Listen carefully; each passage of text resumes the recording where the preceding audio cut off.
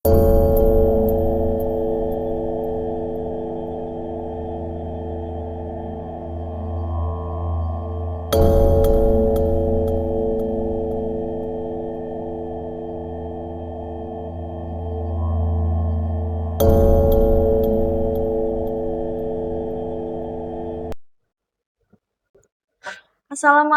warahmatullahi wabarakatuh. Halo guys, balik lagi di YouTube channel Blog F bersama aku, Ella. Pada malam hari ini, aku akan kembali membawakan kisah horor. Dan pada malam hari ini, aku akan membawakan kisah horor yang di-request langsung sama kakak aku yang berjudul Perkemahan Pramuka tahun 2000-an ya guys. Dan seperti biasa untuk nama orang-orang yang ada dalam cerita ini maupun nama tempat, daerah, ataupun kota yang sudah aku samarkan untuk mengantisipasi bila ada kejadian yang tidak diinginkan. Dan sebelum masuk ke ceritanya, jangan lupa di like, komen, dan subscribe. Tanpa lama-lama, langsung aja kita masuk ke cerita. Angin sore berhembus pelan menyapu halaman sekolah yang mulai sepi. Suara bel pulang sudah lama berlalu, tapi beberapa siswa masih ada yang bertahan di lapangan, sibuk membicarakan satu hal yang sama, yaitu tentang perkemahan tahunan atau perkemahan pramuka tahunan. Kita panggil aja di sini ada Kak Rosi. Kak Rosi berdiri di antara mereka, mengikat tali sepatunya sambil sesekali tersenyum mendengarkan celotehan teman-temannya. Ia bukan tipe yang penakut. Katanya, justru bagi Kak Rosi, perkemahan adalah petualangan yang sangat dinanti-nantinya. Katanya lokasi kemahnya jauh banget dari desa, kata si mendekat sambil membawa buku catatannya. Lebih seru dong Kak, sahut si Lani dengan mata yang berbinar dengan antusias yang tinggi. Jadi Ika dan Lina ini adalah teman dekatnya si Rosi ya guys. Kita lanjut. Terus si Rosi menambahkan, biar berasa di alam terbuka beneran dong guys, katanya si Umi sambil tertawa kecil dia. Ia sudah mendengar kabar itu jauh-jauh hari. Lapangan besar di desa D, tempat yang jarang dijamah warga karena letaknya yang terbilang cukup jauh, dikelilingi pepohonan yang lebat, bahkan sebagian orang menyebutnya sebagai hutan yang kecil atau hutan kecil. Namun bukan itu yang membuat tempat itu terasa berbeda. Tetapi karena tepat di lapangan perkemahan itu ada kuburan di belakang WC-nya sama. Tiba-tiba si Ika menambahkan lagi dengan suaranya yang mengecil saat mengatakannya. Tapi karena ada kuburan di sana, katanya. Lina langsung menoleh cepat. Serius? Tanya si Lina kan. Ika hanya mengangguk pelan. Di belakang WC, katanya jalan masuk dikit ke belakang atau ke belakang WC, itu tuh masuk ke hutan. Nah, katanya tuh di dalam hutan itu ada kuburannya. Si Ika gitu. Nah, si Rosi yang mendengar itu hanya terdiam saja. Ia bukan tipe yang percaya cerita seperti itu. Di daerah mereka, hal-hal mistis bukanlah hal yang asing. Tapi tetap saja, ia tidak ingin terlihat takut. Si Rosi ini nggak mau kelihatan takut ya. Paling cuma cerita warga doang, kata si Rosi. Kita kan rame-rame juga, santai aja kali, kata si Rosi. Nah, percakapan mereka terhenti saat suara langkah tegas terdengar dari arah belakang mereka. Anak-anak, sudah siap untuk perkemahan minggu ini? Tanya Pak Jainal.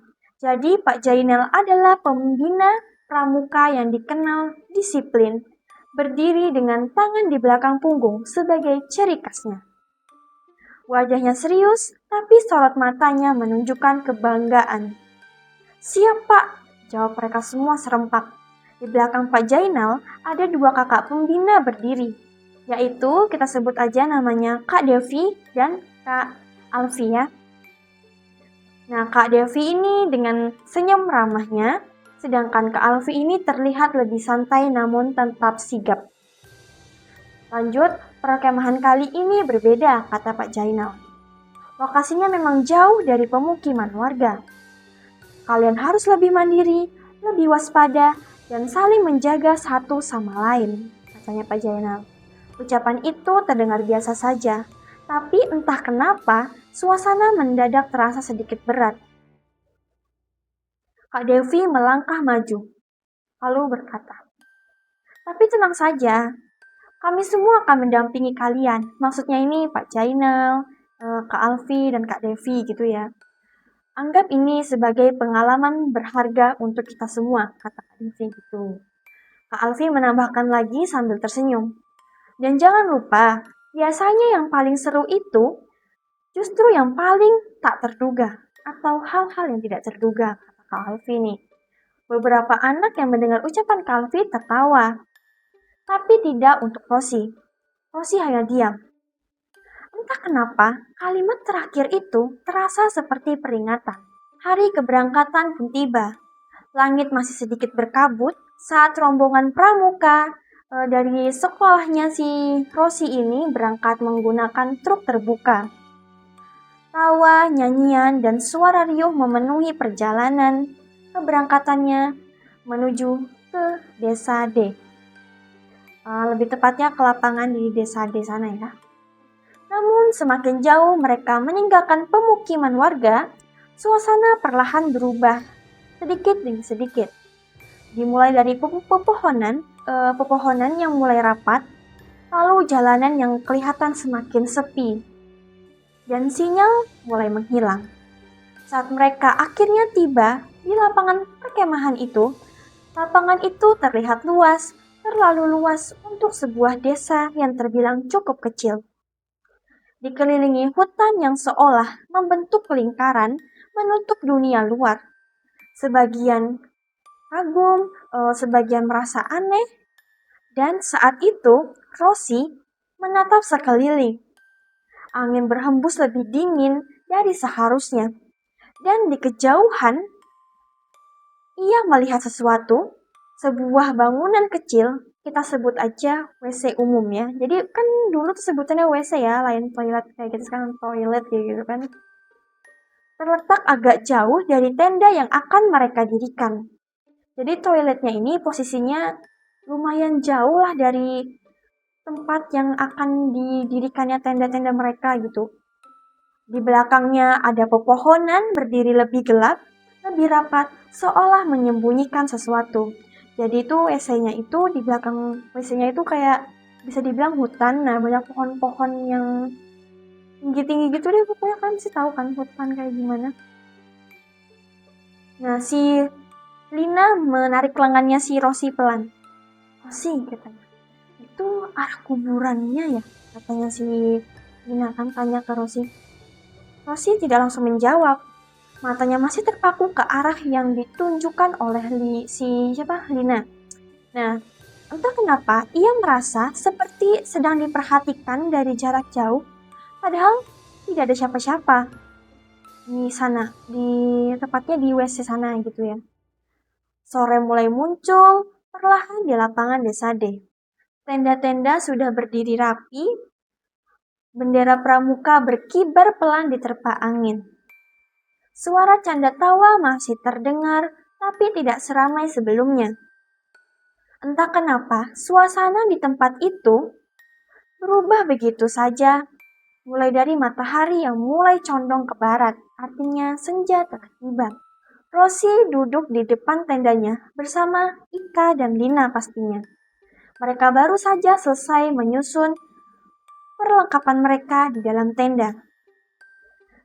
Capek juga ya, kata si Lina, sambil merebahkan badannya.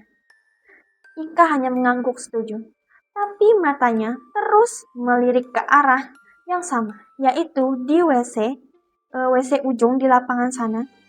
Nah, si Rosi menyadari itu, lalu bilang kayak gini, "Kamu kenapa sih ngelihat ke sana terus?" katanya si Rosi kan mulai kesal.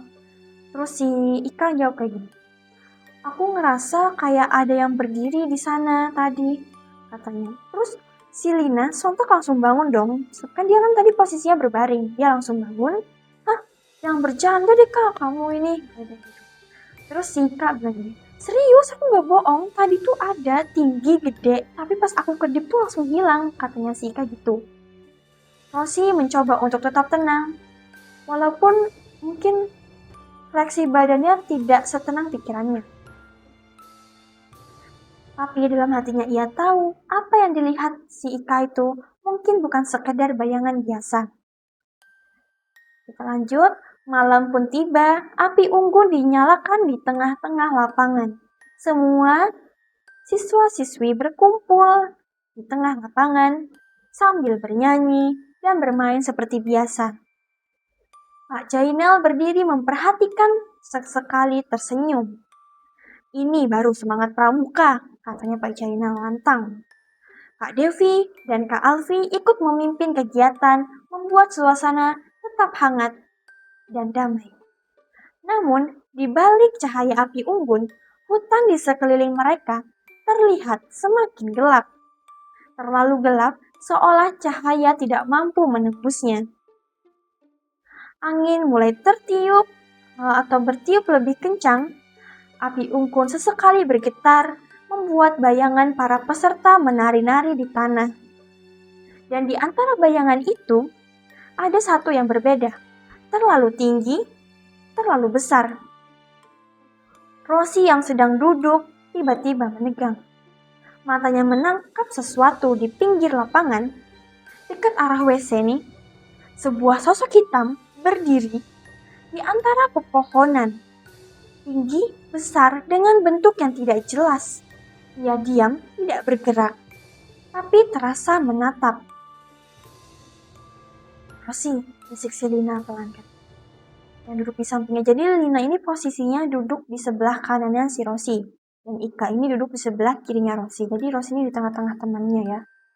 Kamu itu juga, katanya si Lina kan. Si Rosie tidak menjawab. Nafasnya mulai terasa mulai berat. Lalu si Ika juga ikut menoleh. Saking shocknya dia tuh langsung kayak untuk mulutnya sambil bilang, itu bukan manusia deh kayaknya. Lalu tiba-tiba api unggun mulai meredup. Sesaat dan dalam sekejap sosok itu hilang. Seperti tidak pernah benar-benar ada. Kegiatan malam itu selesai lebih cepat dari biasanya. Semua masuk tenda, istirahat, perintah Pak Jainal. Nada suaranya tegas, tapi kali ini terdengar sedikit terburu-buru, seolah ia juga merasakan ada suatu hal yang menjanggal pada malam itu. Di dalam tenda, suasana tidak setenang biasanya. Lina berbaring sambil menarik selimutnya hingga menutupi dagu. Maksudnya tuh sampai sini lah. Aku gak suka tempatnya.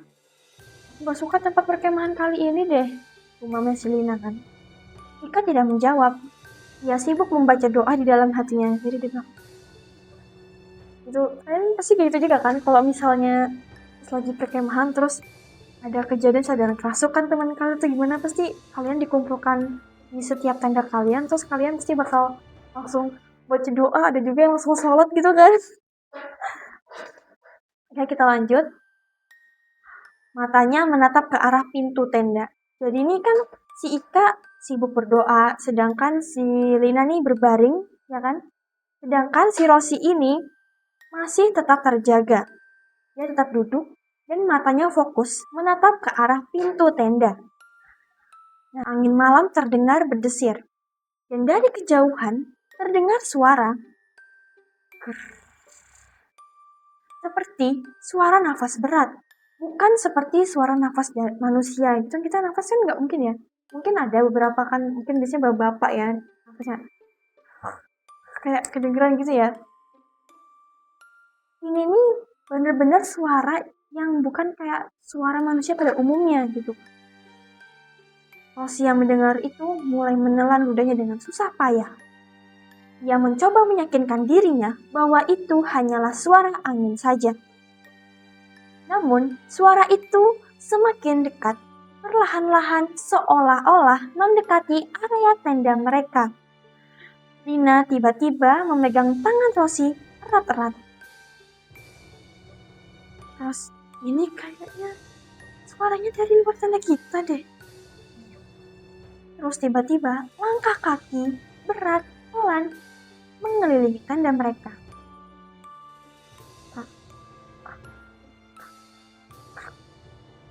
Si Ika langsung menutup telinganya.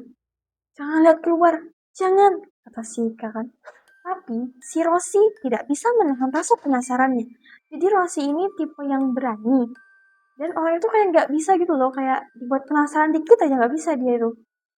Jadi dengan tangan yang gemetar, si Rosi ini perlahan membuka sedikit demi sedikit pintu tenda mereka. Maksudnya tuh bukan dibuka semuanya ya guys, tapi tuh dibuka sedikit untuk biar ada celahnya gitu, biar bisa ngintip keluar gitu keadaan luar kenapa gitu ya. Nah, dan di sanalah ia melihatnya, sosok itu sama persis yang ia lihat saat ia baru tiba di bumi perkemahan itu.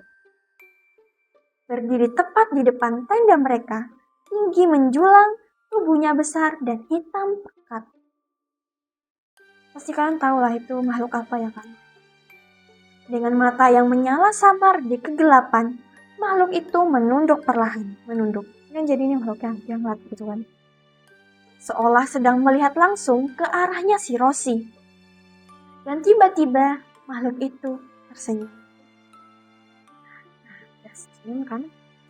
Senyum lebar yang tidak wajar, menampakkan gigi-gigi besarnya.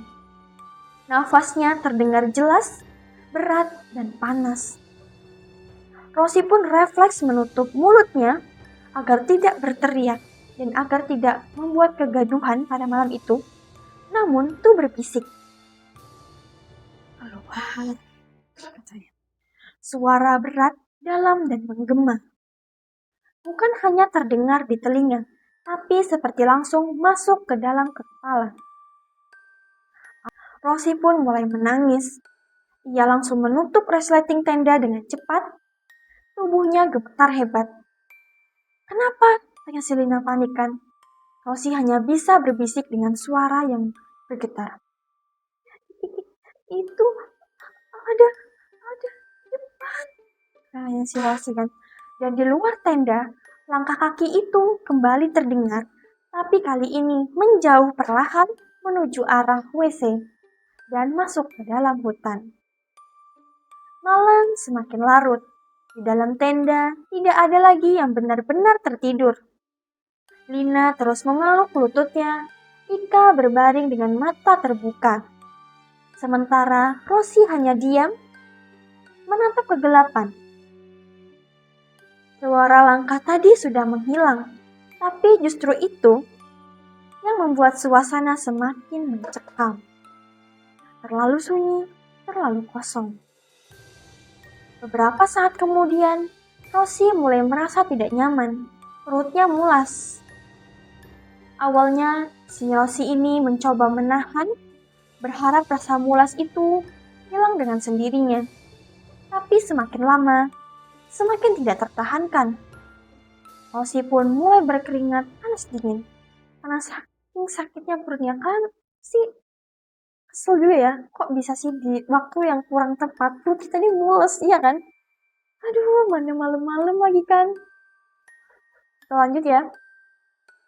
Dan satu-satunya WC yang ada di ujung lapangan itu, yaitu cuma satu, di dekat hutan dan dekat kuburan. Si Rosi berbisik pelan. Kak, katanya. "Aku mau ke WC, temenin yuk," katanya.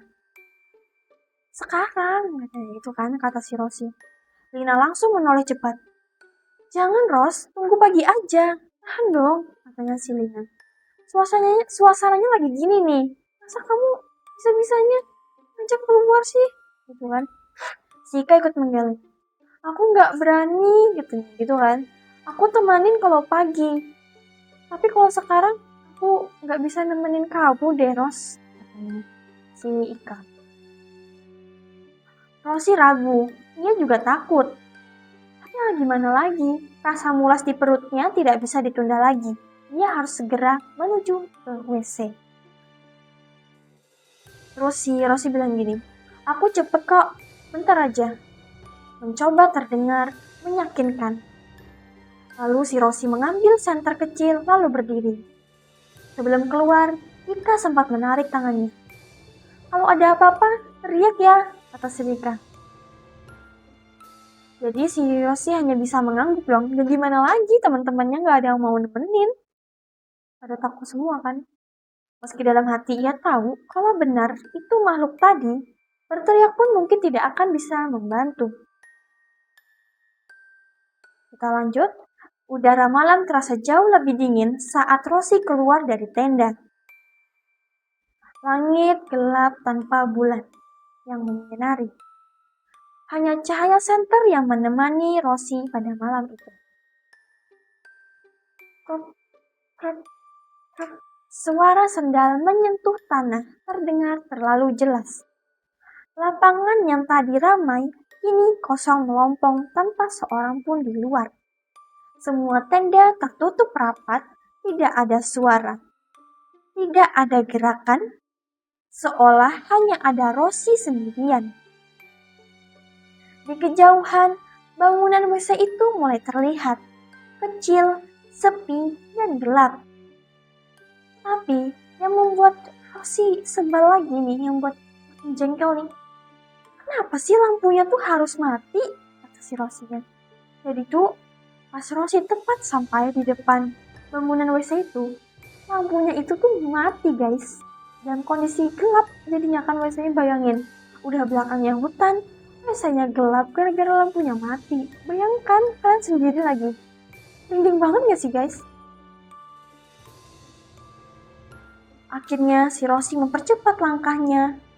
Namun semakin dekat, semakin terasa aneh. Angin di sekitar WC itu berbeda, lebih dingin dan lebih berat. Dan saat si Rosi sampai di depan pintu WC itu terbuka dengan sendirinya. Padahal tidak ada angin. Lagi pula, kalau kena angin, pintu itu tidak mungkin bisa terbuka. Karena pintunya itu terbuat dari kayu jati. Bayangkan aja masa kena angin bisa kebuka sendiri kan guys? Pasti kan sesuatu. Rosi pun langsung berhenti melangkah dong. Dia syok kayak, rasanya aku belum buka pintunya. Kok buka sendiri? Gitu kan. Tangannya yang memegang senter sampai gemetar hebat. Tapi saat itu Rosi tetap berusaha berpikir positif dan meyakinkan dirinya sendiri bahwa itu cuma kebetulan saja. Dengan perlahan, Rosi pun akhirnya tetap masuk. Di dalam WC, baunya lembab, dindingnya kotor, dan sunyi, terlalu sunyi. Rosi menyelesaikan urusannya di WC secepat mungkin, namun saat ia hendak keluar, ia mendengar sesuatu. Dari belakang WC, tepatnya dari arah hutan. Dari arah hutan nih guys. Terdengar suara seperti tanah yang digali. Apa sih kalau tanah digali tuh? Gitu kan. Sontak dong si Rosi langsung kayak dia membeku kayak gitu. Kemudian gitu. Nafasnya tertahan. Perlahan, rasa penasaran mengalahkan rasa takutnya si Rosi. Ia mendekat ke pintu belakang WC. Ada celah kecil cukup untuk mengintip keadaan di luar. Dan di sanalah ia melihat sesuatu. Tanah di antara pepohonan itu terbuka. Seperti kuburan yang baru saja digali oleh seseorang. Dan di sampingnya ternyata ada berdiri sosok itu lagi. Sekarang lebih jelas, lebih nyata, tinggi besar, tubuhnya hitam pekat. Rambutnya panjang, kusut. Dengan tangan yang besar serta kuku-kukunya yang panjang yang berwarna. Makhluk itu sedang sibuk menggali tanah. Dengan tangan kosongnya, seolah mencari sesuatu atau mengeluarkan sesuatu dari dalam tanah itu. Jantung Rosi berdegup sangat kencang. Ia pun mulai mundur perlahan-lahan. Namun, sialnya tanpa sengaja,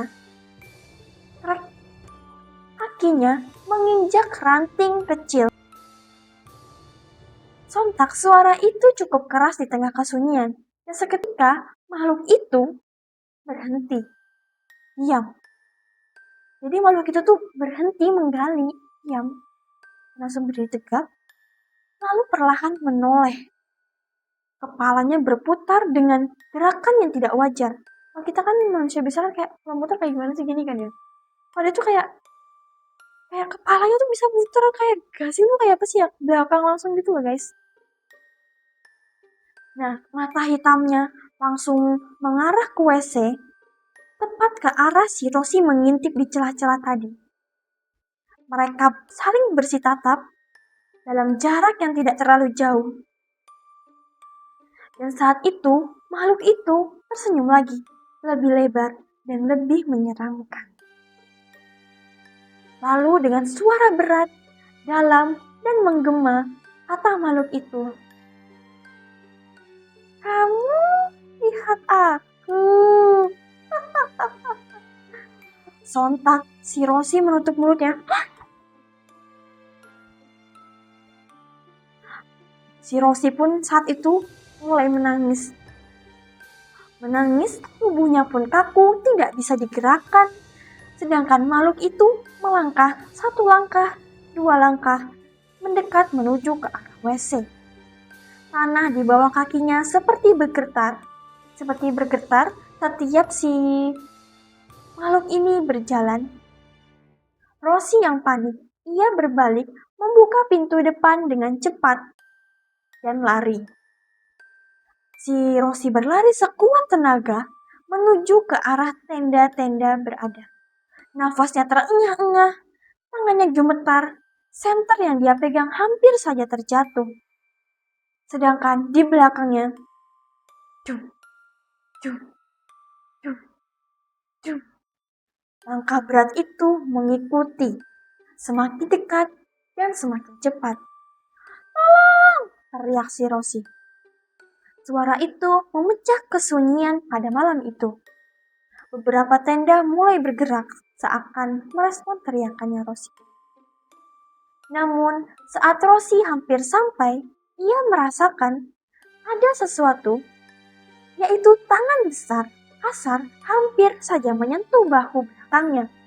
Dan suara itu kembali terdengar di telinganya. "Jangan lari." Tiba-tiba, Rosi, seseorang menariknya dengan kuat. Ternyata orang itu adalah Kak Alfi, kakak Ninanya. Ia langsung menarik si Rosi. Jadi Kak Alfi ini langsung menarik si Rosi masuk ke area pertendaan. Dan ada Kak Devi dan Pak Jainal juga yang sudah keluar pada saat itu. Semua terlihat panik. Terus kata Pak Jainal ini, "Kenapa?" katanya. Si Rosi tidak bisa menjawab. Tubuhnya masih gemetar hebat dan masih dengan nafas yang terengah-engah. Ia hanya menunjuk ke arah WC. Semua yang ada di sana sontak menoleh ke arah yang ditunjukkan oleh si Rosi. Tapi tidak ada apa-apa. Tidak ada apa-apa di sana, hanya ada kegelapan dan hutan. Seolah tidak pernah terjadi apapun. Namun, Pak Jainal terlihat serius. Ia menatap lama ke tempat itu. Lalu berkata pelan, "Besok pagi kita harus cek tempat itu." Suasana mendadak hening. Karena semua tahu apa yang dilihat Rosi bukan hal yang biasa.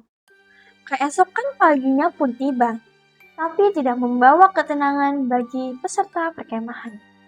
Langit di atas lapangan desa D terlihat mendung, kabut tipis menyelimuti area perkemahan, membuat pepohonan di sekitar tampak samar seolah-olah ada dan tidak ada. Rosi duduk di depan tendanya masih memeluk dirinya sendiri dengan wajahnya yang pucat. Dengan Lina dan Ika yang setia di sampingnya, belum berani meninggalkan si Rosi. "Semalam itu bukan mimpi kan, Ros?" kata si Lina. Lina ini tanya gitu kan. Si Rosi pun menggeleng perlahan. Ya nyata, aku lihat jelas, katanya si Rosi. Ika pun menelan ludahnya dengan susah payah. Kalau gitu, kita pulang aja. Ayo, aku takut banget nih, kata si Ika. Belum sempat si Rosi menjawab pertanyaan temannya itu, suara Pak Jainal terdengar tegas dari tengah lapangan. Semuanya kumpul, katanya. Beberapa menit kemudian, seluruh peserta sudah berkumpul di tengah lapangan. Pak Jainal berdiri dengan wajahnya yang serius. Di sampingnya, pastinya ada Kak Devi dan Kak Alfi. Terlihat lebih diam dari biasanya. Pagi ini, kita akan mengecek ke area belakang WC, kata Pak Jainal. Tapi, hanya beberapa orang saja yang ikut ya, kata Pak Jainal. Beberapa anak langsung saling pandang, takut, penasaran, campur aduk. Mereka takut kalau mereka terpilih, tapi mereka juga agak takut kalau ditinggal di tenda sendirian. Padahal walaupun saat itu pagi hari ya, bukan malam hari gitu. Saya ikut Pak, kata Kak Alfi mantap. Saya juga, sambung Kak Devi. Terus Pak Jainal mengangguk. Lalu menoleh ke arah Rosi. Rosi, kamu sanggup ikut kan? Semua mata langsung tertuju ke arah Rosi. Rosi terdiam sejenak. Takut? Jelas, siapa sih yang gak takut? Apalagi setelah kejadian yang dia alami pada malam hari itu. Tapi, ada sesuatu dalam dirinya yang ingin memastikan apa yang sebenarnya ia lihat semalam. Saya ikut Pak, jawab si Rosi pelan. Si Lina langsung memegang tangan si Rosi, lalu berkata, saya juga ikut Pak, kata si Lina. Ika sedikit ragu, tapi karena kedua temannya ikut, akhirnya Ika pun mengangguk. Saya juga ikut deh Pak, kata si Ika. Pak Jainal pun menarik nafas panjang. Baik, tapi semua tetap di belakang saya, jangan berpencar, kata Pak Jainal. Akhirnya, mereka semua yang ikut tadi berjalan bersama-sama menuju WC, sedangkan yang tidak ikut ditinggal. Dan mereka dipersilakan kembali ke tenda mereka masing-masing. Dan diharapkan untuk tidak berkeliaran sendiri-sendiri. Akhirnya mereka berjalan bersama-sama menuju WC. Di pagi hari itu, tempat itu terlihat lebih jelas, tapi justru lebih menyeramkan. Bangunan WC itu tampak tua dan kusam. Tanpa ada suara burung, tanpa suara serangga, hening, tidak wajar. Semua hati-hati, bisik Kak Devi. Akhirnya mereka mulai melangkah ke belakang WC. Semakin masuk, tanah terasa lebih lembab, udara lebih dingin, dan kemudian mereka menemukan tanah yang terbuka. Benar, sebuah lubang besar seperti kuburan yang baru saja digali oleh seseorang. Semua pun langsung berhenti. Lina menutup mulutnya. Ya Tuhan. Sedangkan Ika mundur satu langkah. Itu beneran, kata si Ika kan. Terus Pak Jainal mendekat perlahan untuk melihat lubang itu semakin jelas. Wajahnya berubah tegang. Ia berjongkok di depan lubang itu. Ini bukan bekas galian hewan.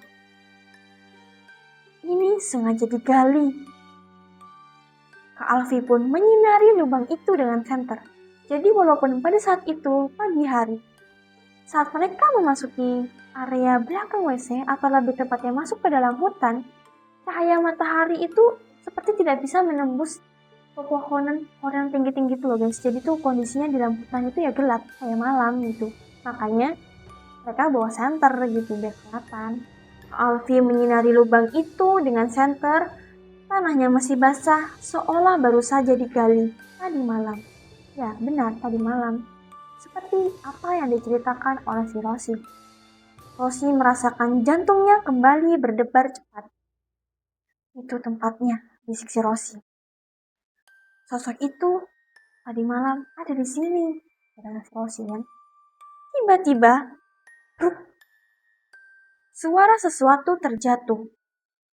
Terdengar dari dalam lubang itu. Semua pun tersentak kaget dong. Kak Alfi langsung mundur. Suara apaan itu? Katanya. Tiba-tiba, tanah di lubang itu bergerak perlahan, seolah ada sesuatu di dalamnya yang mencoba untuk keluar. Lina langsung berteriak kecil. Kita balik aja, ayo cepat cepat cepat. Terus si Ika juga, ayo ayo ayo. Namun Pak Jainal mengangkat tangannya, menahan mereka semua. Terus kata Pak Jainal, diam, jangan panik.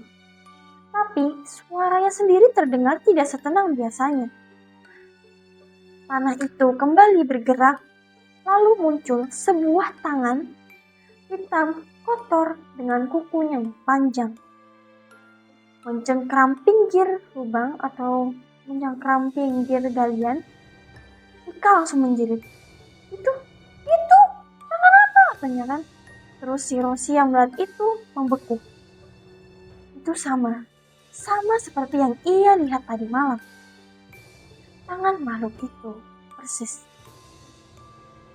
Perlahan, sesuatu itu mulai muncul dari dalam tanah, bukan sepenuhnya terlihat, tapi cukup untuk membuat semua mundur ketakutan. Dan saat itu, angin tiba-tiba bertiup kencang, pepohonan bergoyang hebat, suara berdesir memenuhi hutan. Dan terdengar suara tawa, berat dan dalam, menggema dari segala arah penjuru hutan itu. Akhirnya, kata suara itu. Pak Jainal pun langsung berdiri. Semua mundur, kata Pak Jainal. Mereka berlari kembali ke arah lapangan. Tidak ada yang berani menoleh ke arah belakang. Namun, Rosie sekilas ia melihat ke belakang sebelum lari. Dan di sana, di dekat lubang itu, makhluk itu berdiri. Lebih jelas dari sebelumnya, lebih dekat, dan kini tidak sendirian. Dan di belakangnya itu ada bayangan lain, lebih kecil, seolah ada sesuatu yang benar-benar telah bangkit. Sesampainya di lapangan, semuanya terengah-engah. Suasana kacau, beberapa peserta mulai panik. Jadi pada saat itu yang ikut bukan cuma mereka, jadi tuh ada siswa-siswa lain. Cuma aku gak sebutin nama-namanya ya, karena banyak banget kan yang ikut kemah saat itu. Ada yang teriak nih salah satu peserta, Pak, kita pulang aja yuk. Pak Jainal hanya diam, saking syoknya dengan kejadian yang baru saja terjadi kan. Wajahnya penuh pikiran. Terus kata Pak Jainal, kita mungkin sudah membangunkan sesuatu. Rosie sontak menatap ke arah hutan itu kembali. Perasaannya semakin tidak enak karena sekarang ia sadar yang ia lihat semalam bukan hanya satu makhluk. Siangnya, langit itu terasa berat meskipun matahari berada tepat di atas kepala. Udara di lapangan desa D justru terasa dingin, menusuk hingga ke tulang. Setelah kejadian di belakang WC, tidak ada lagi yang bisa bersikap seolah semuanya baik-baik saja. Beberapa peserta mulai menangis dan mulai histeris. Yang lain memilih tetap diam, terlalu takut untuk berbicara. Sedangkan si Rosie duduk lemas di dekat tenda, masih terbayang jelas tangan hitam yang muncul dari dalam tanah itu. Itu bukan hanya satu, kata si Rosie. Lina yang ada di sampingnya langsung menoleh. Maksud kamu? Si Rosie menatap ke arah hutan. Ada yang lain di belakangnya, kata si Rosie. Ika pun langsung memeluk dirinya sendiri. Jangan bilang lagi, aku takut, kata si Rosie. Kata si Ika. Di tengah kekacauan itu, Pak Jainal mencoba tetap tenang. Kita tidak bisa langsung pulang, karena kendaraan penjemput baru datang besok pagi. Jadi keesokan harinya baru datang, kata Pak Jainal tegas. Ucapan itu seperti petir di siang bolong. Apa?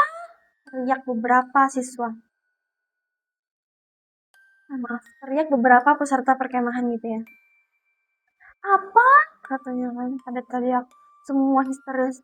Beberapa anak-anak mulai berteriak. Malam lagi di sini.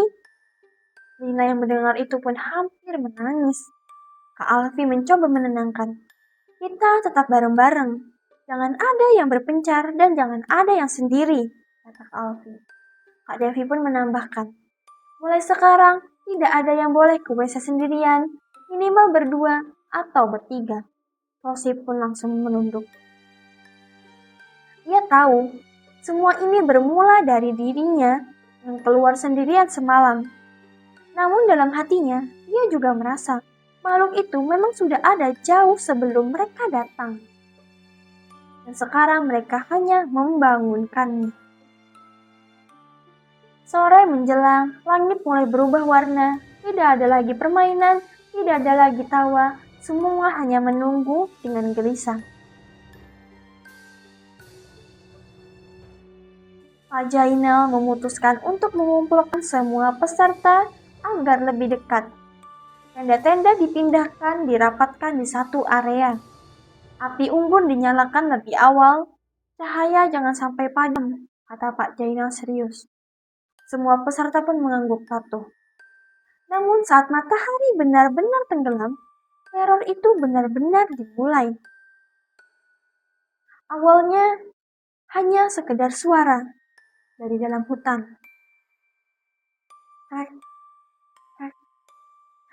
Seperti sesuatu yang berjalan di atas ranting kering. Kalian pasti pernah dong ngerasain rasanya tuh kemah di luar. Kayak misalnya tuh kayak di lapangan terbuka tuh kayak dekat-dekat hutan gitu kan. Itu kan pasti kalian kalau misalnya pas jurit malam nih juga pasti kan ada nih masuk-masuk ke hutan gitu ya. Terus nginjek daun kering, entah daun atau ranting pasti kan kinjek nih. Pasti bunyi kayak memecah keheningan gitu kan kayak. Iya kan? Gak mungkin dong gak ada suaranya gitu. Gak mungkin dong hening. Nah, suara itu yang terdengar dari dalam hutan. Pertama tuh pelan. Semakin lama semakin keras suaranya seperti semakin mendekat ke arah mereka gitulah istilahnya.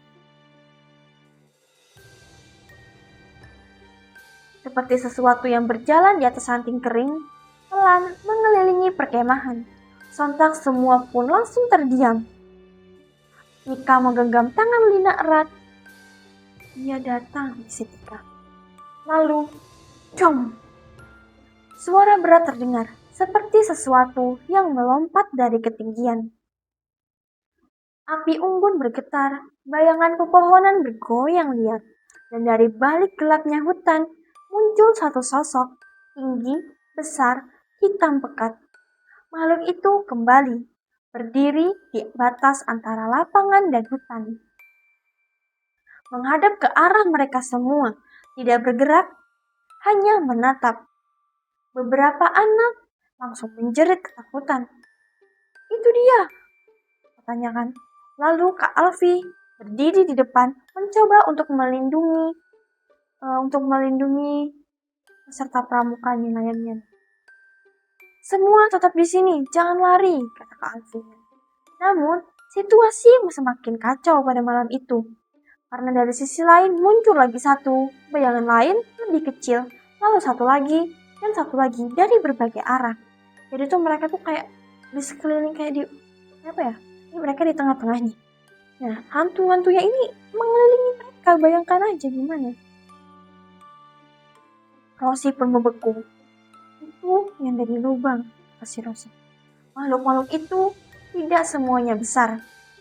Tapi ada yang kecil, ada yang merangkak, ada yang berdiri tidak sempurna.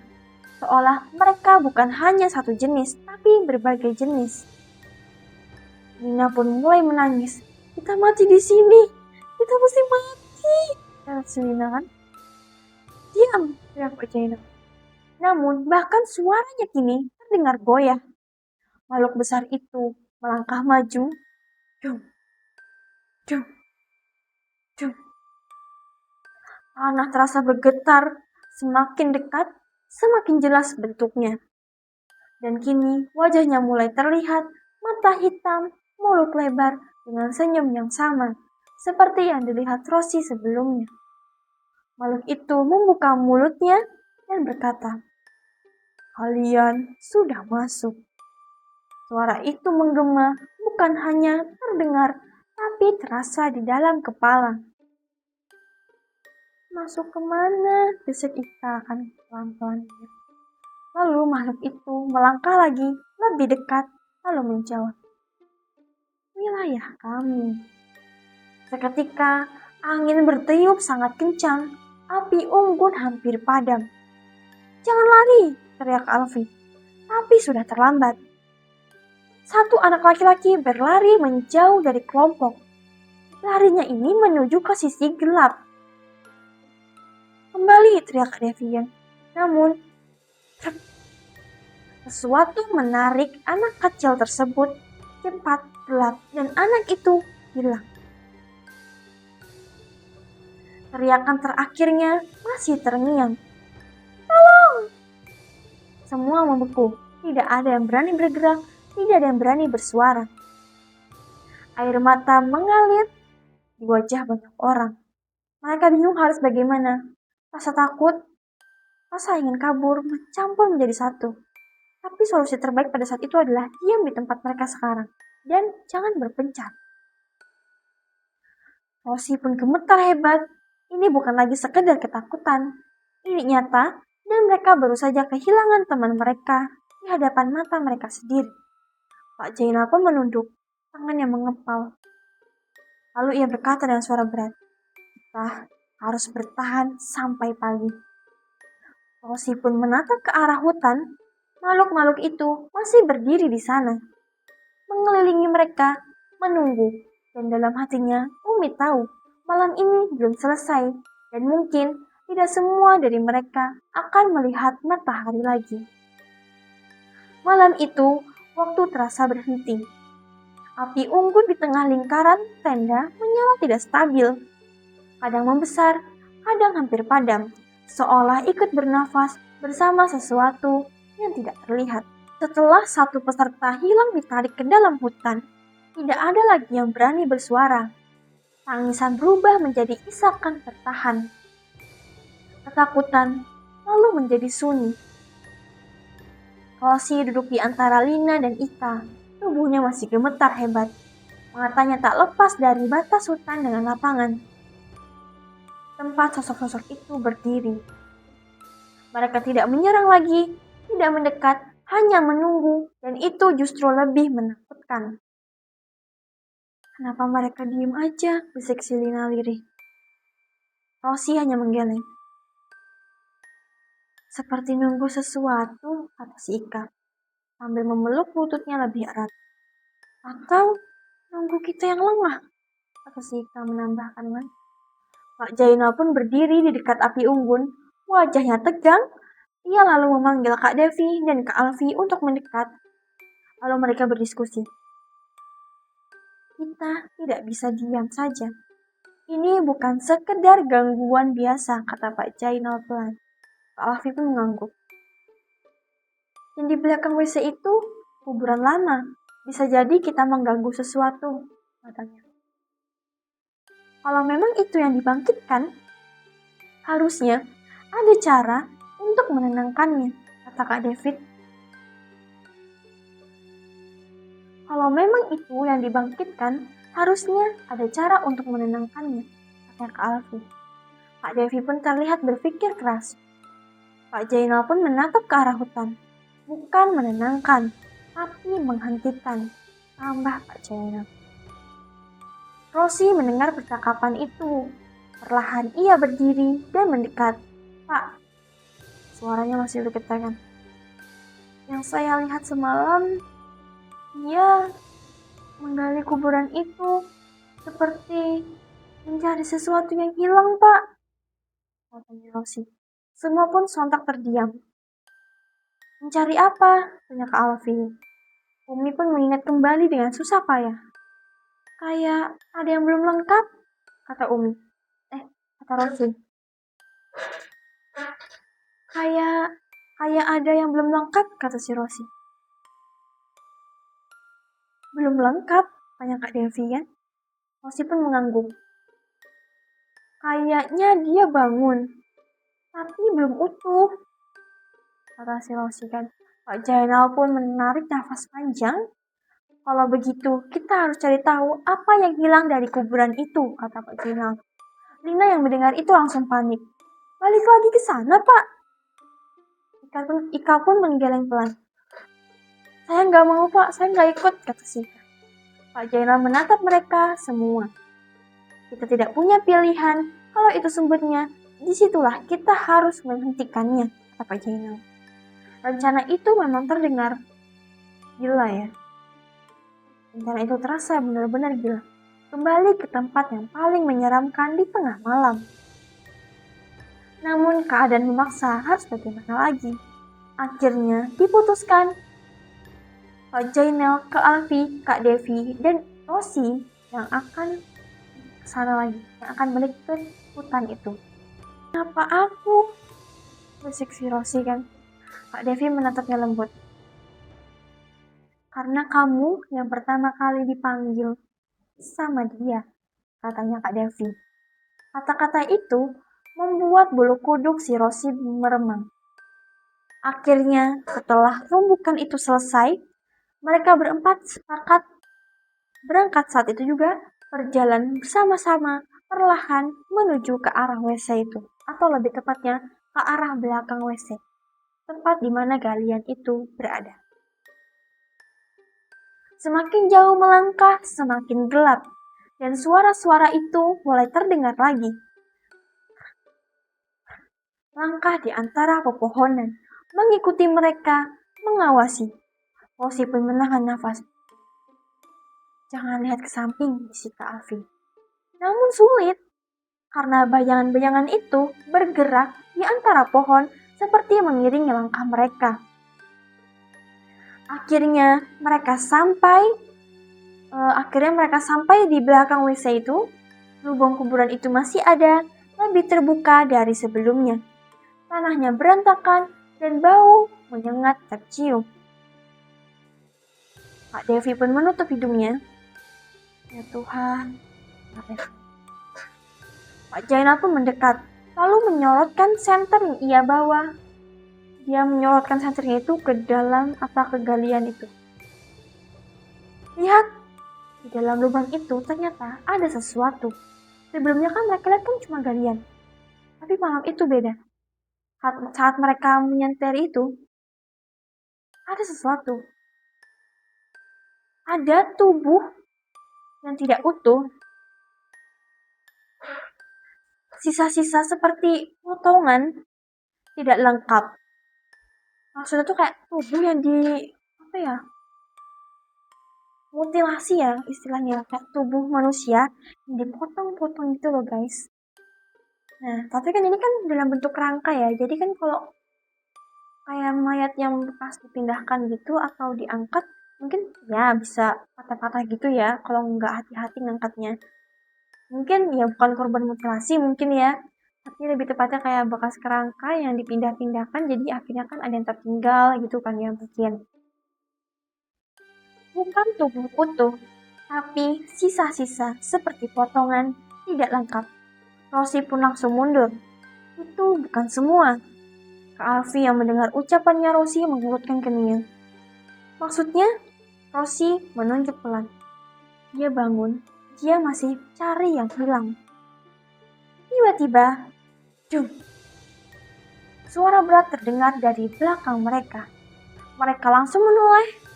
Makhluk besar itu sudah ada di sana, tepat di belakang mereka.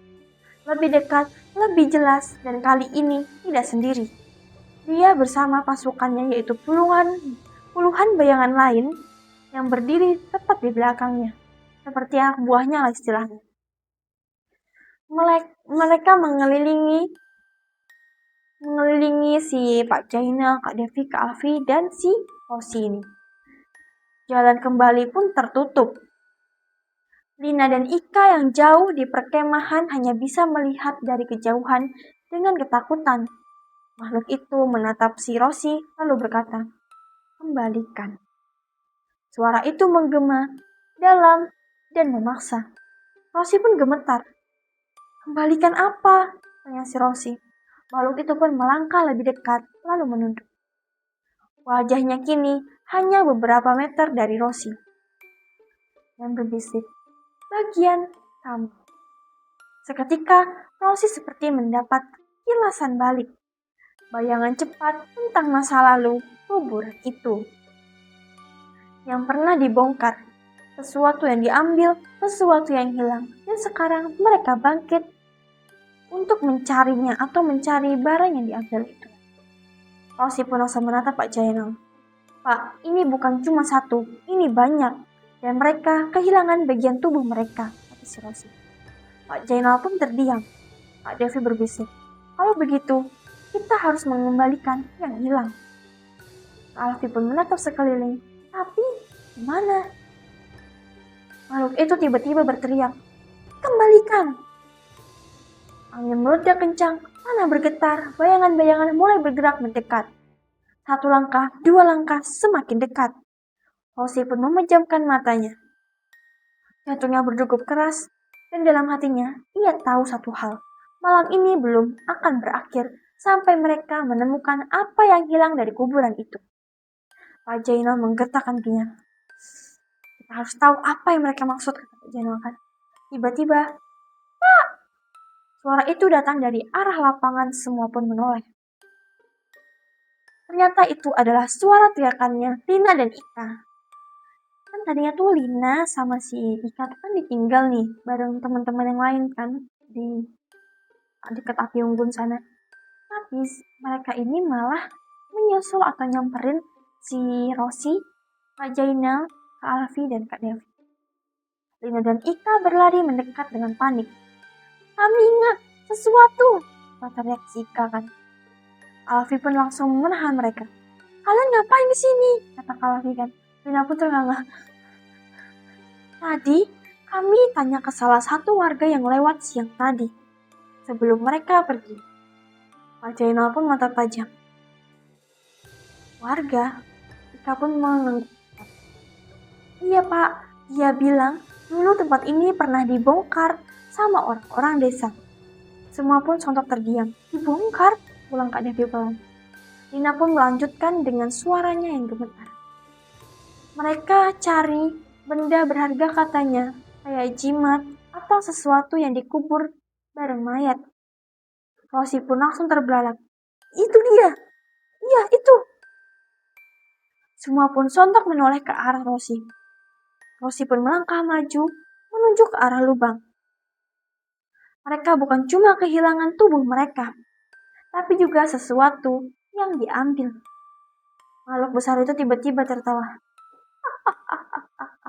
Akhirnya kalian mengerti. Suara itu bergema di seluruh hutan. Ika pun menangis. Terus kita harus gimana? Kita nggak punya benda itu. Makhluk itu pun melangkah lagi. Lebih dekat. Kalian harus menggantikan. Ucapan itu membuat semua yang mendengar membeku. Menggantikan bisik Lina. Pak Devi pun langsung menggeleng. Tidak, pasti ada cara lain. Pak Jainal pun berpikir cepat. Kalau yang diambil itu benda, berarti masih ada kemungkinan benda itu disimpan di sekitar sini. Kak Alfi pun langsung paham. Di desa, kata si Rosie sambil menatap ke arah gelap. Kalau benar, kita harus ambil itu sebelum mereka ambil kita, kata si Rosie. Rencana terakhir pun dibuat. Kak Alfi dan Kak Devi akan mencoba ke arah jalan masuk desa mencari kemungkinan benda itu disimpan.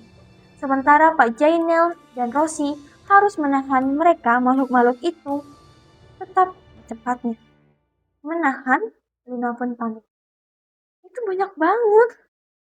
Pak Jainal pun menatap mereka dengan serius. Kalian kembali ke tenda, jaga api tetap hidup. Apapun yang terjadi, jangan biarkan api itu padam. Mengerti? Kau pun langsung menangis. Jangan tinggalin kami. Rosie pun menggenggam tangan Ika dan Lina. Percaya sama aku. Kami pasti kembali. Janji, katanya si Rosie. Meski dalam hati, ia sendiri tidak yakin. Kak Alfi dan Kak Devi akhirnya berlari menjauh meninggalkan mereka di sana. Dan seketika makhluk-makhluk itu mulai bergerak lebih cepat, lebih dekat. Lingkaran semakin menyempit. Pak Jainal berdiri di depan, tangannya mengepal. Ia mulai membaca doa dengan suara yang lantang. Angin semakin kencang, tanah bergetar hebat. Makhluk besar itu maju. Ini hanya beberapa langkah dari mereka. Rosi pun mundur pelan dan mulai menangis. Kenapa aku? Tanya si Rosi kan. Makhluk itu pun menunduk, menatapnya dan berkata, karena kamu bisa melihat kami. Seketika, semua bayangan bergerak bersamaan, menyerbu. Pak Jainal pun berteriak, Rosi, lari!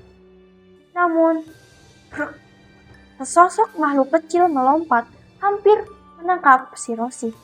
Rosi pun terjatuh, tanah dingin menyentuh tubuhnya. Makhluk itu merangkak cepat ke arahnya. Namun sebelum menyentuh, atau sempat menyentuh si Rosi, tiba-tiba Pak Jainal teriak, pergi! Pak Jainal pun berdiri tepat di depannya si Rosi, melindungi Rosi. Makhluk-makhluk itu berhenti sesaat, seolah terhalang oleh Pak Jainal. Pak Jainal pun menoleh ke arah Rosi, lalu berkata, kalau nanti ada kesempatan, kamu lari ya, jangan lihat ke belakang. Untuk pertama kalinya, malam itu, semua ini harus selesai, kata Pak Jainal.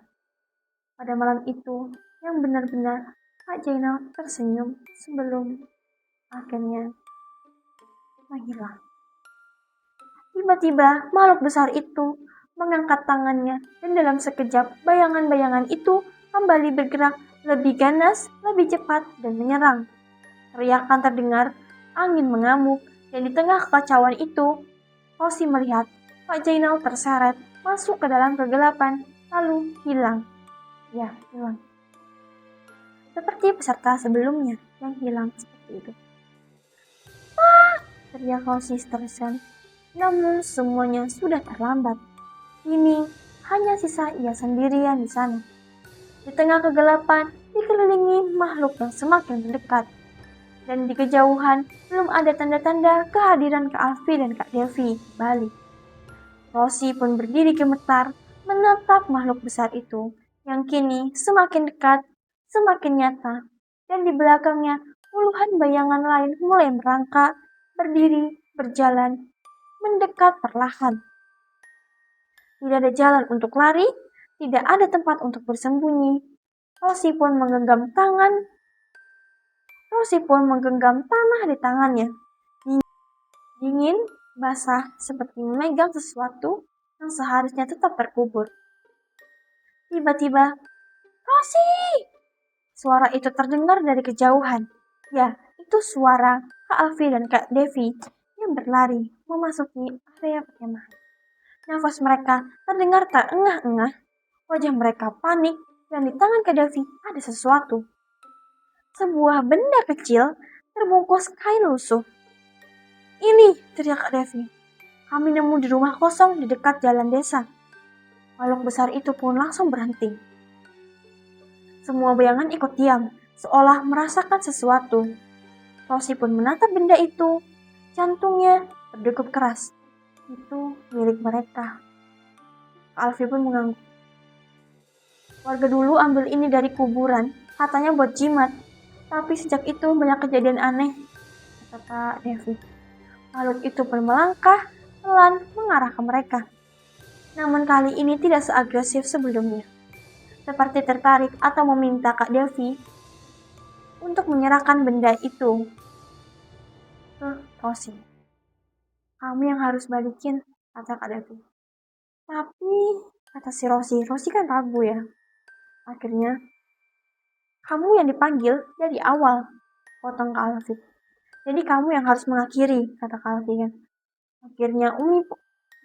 Akhirnya Rosi pun menerima dengan tangan yang gemetar saat menerima benda itu. Kainnya dingin, dan saat ia membuka sedikit di dalamnya, ada benda kecil seperti potongan tulang dengan ukiran aneh.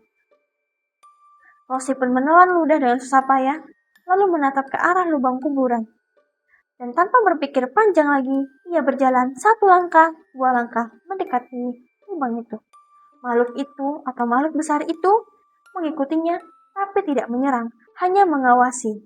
Semua bayangan lain juga diam. Malam seolah menahan nafas. Rosie pun berdiri di tepi lubang, tangannya terangkat, lalu berucap, "Kalau ini yang kalian cari, aku kembalikan." Makhluk itu pun menunduk, mata hitamnya menatap dalam. Dan untuk pertama kalinya tidak ada kemarahan di sana, hanya sesuatu yang lain, yaitu kesedihan. Rosie pun menjatuhkan benda itu ke dalam lubang. "Kembalilah," kata Rosie. Benda itu pun jatuh, menyentuh tanah, dan seketika tanah bergetar hebat, angin berputar kencang, pepohonan bergoyang liar. Cahaya samar muncul dari dalam lubang. Makhluk-makhluk itu mulai berteriak, bukan marah, tapi seperti dilepaskan, satu persatu.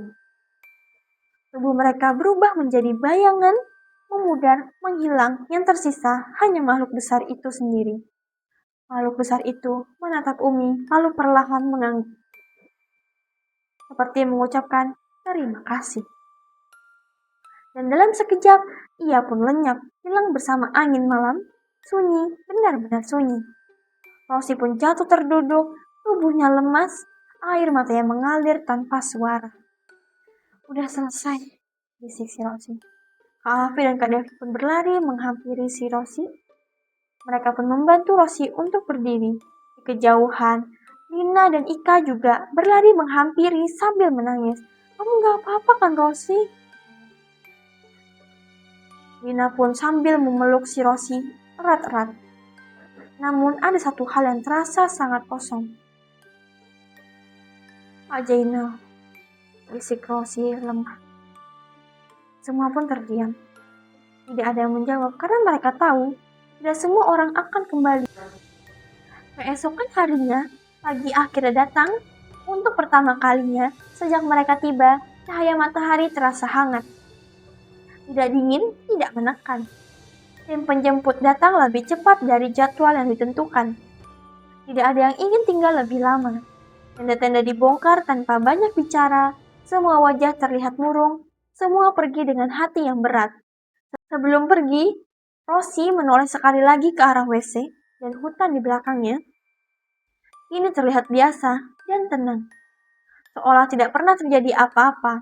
Namun ia tahu apa yang terjadi di sana nyata dan akan selalu membekas di ingatannya. Dari kisah ini, kita belajar tidak semua yang terkubur seharusnya digali, dan tidak semua yang kita bangunkan bisa kita kembalikan seperti semula. Nah, itu dia guys, kisah horor dari perkemahan Pramuka tahun 2000-an.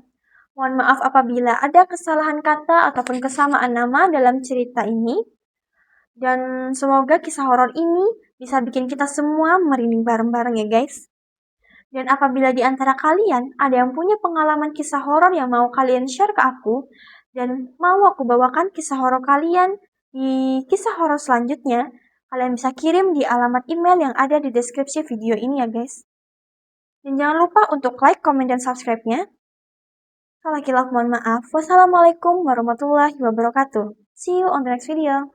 Bye.